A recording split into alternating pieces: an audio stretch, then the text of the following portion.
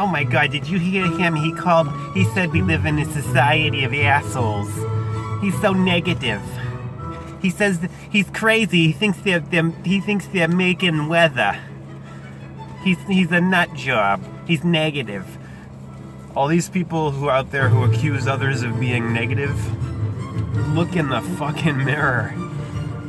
And plus, what they don't understand, because they don't have the basics of understanding, of standing under,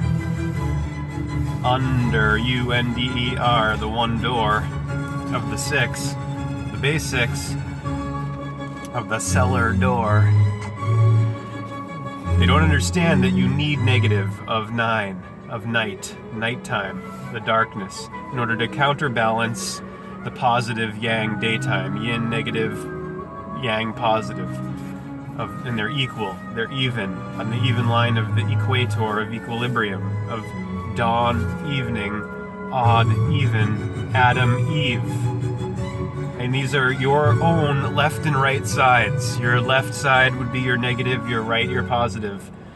And these are what hold everything together, the balance between the two. So as soon as you start shaming this negative side and becoming unconscious of this, you throw everything out of whack, out of balance within yourself. And you get, as the Hopi call it, koyanis katsi, life out of balance. The road to hell is paved with good intentions,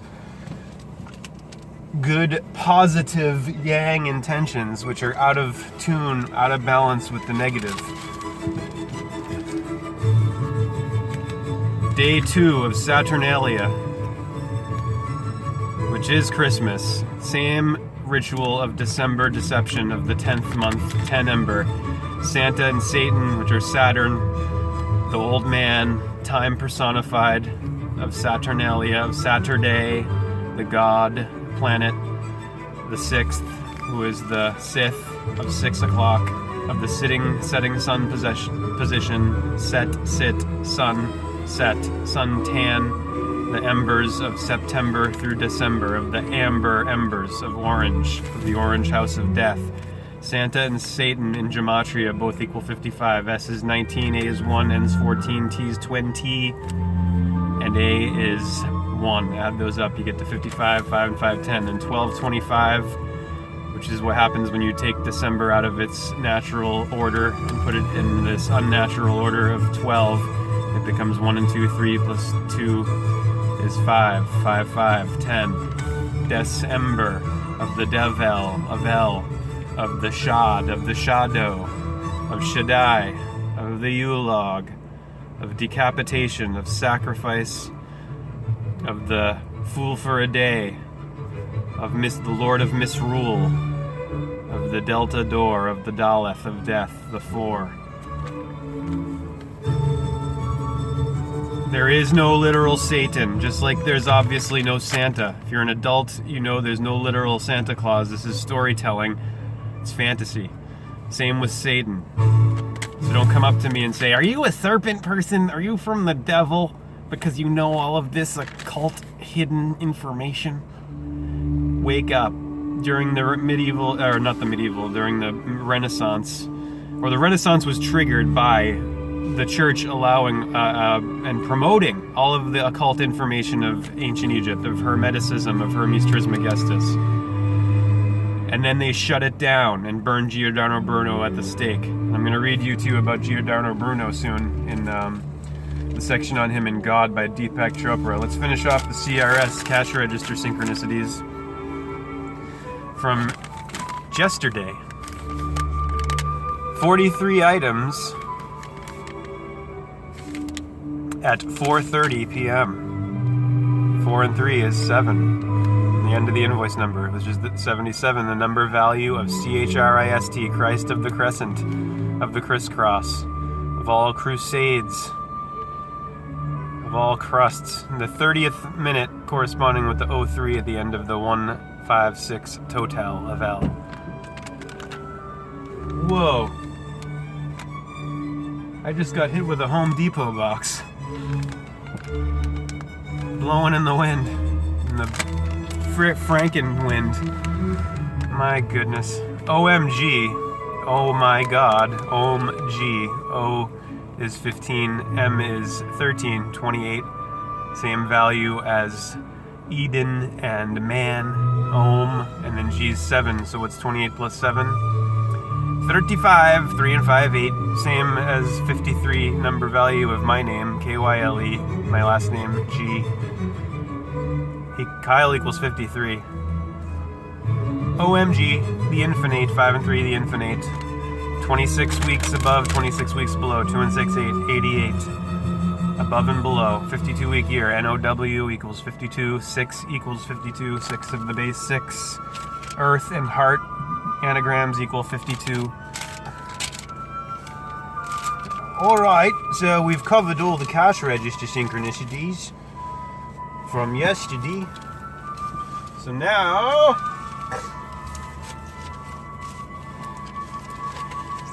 a little more of a preview of what's coming up. Donald Trump equals Donnie Darko Part 3 I'm going to be doing, where I go into the whole symbolism of the persona, and persona, the mask, or the ego of Geo. Ego equals 27, like Geo, the word-forming element of geometry, which is from Gaia, wife of Uranus in the Greek mythology, equals 88, persona, the mask, same as Trump. We're dealing with a masquerade. We're dealing with a puppet show. We're dealing with a psyop, psychological operations of central intelligence. And this democracy. Democracy is merely code for the U.S. British hegemonic corporate corporate interests globally. Their finance, their pirate ship of commerce with Mercury, the god of merchants and thieves. So, Man and His Symbols by Carl Jung continued. I think I can turn the car off, the heat off now, and I won't freeze too much perhaps. We'll see. Should have put my boots on this morning. Look at the temperature, let me show you. Oh, it's not on here. See the time though.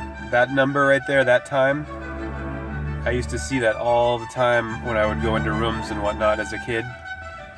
And look what it adds to, 42, 10 plus 32. Or 3, 2, 1, 1, 2, 3, 42. The answer to life, the universe, and everything in Hitchhiker's Guide to the Galaxy. Don't panic. Don't forget your towel. Your Tau L of L.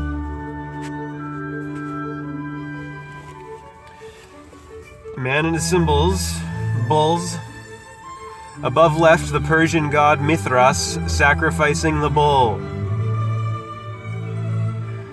The sacrifice, also part of Dionysiac rites, can be seen as a symbol of the victory of man's spiritual nature, natur, over his animality, of which the bull is a common symbol. This may explain the popularity in some countries of bullfighting. Left. Toro. Right. An etching by Picasso, 1935, depicts a girl threatened by a minotaur. Here, as in the myth of Theseus, a symbol of man's uncontrollable, instinctive forces. Don't forget the Canaanite Phoenician bull god,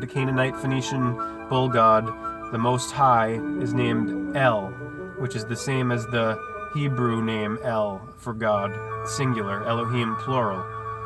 Yet the Hebrews contend that it's not the same. Yeah, sure. Not only the Most High, all the characteristics. C. Thereses, bull god of the Bible, all his work on it. Shall we call this rebirth or resurrection? Both, perhaps, or neither. The essential rite proclaims itself at the end, R-I-T-E, of all rituals. The cool breeze or water flowing over her body is the primordial act of purification or cleansing of the sin of death, the essence of true baptism.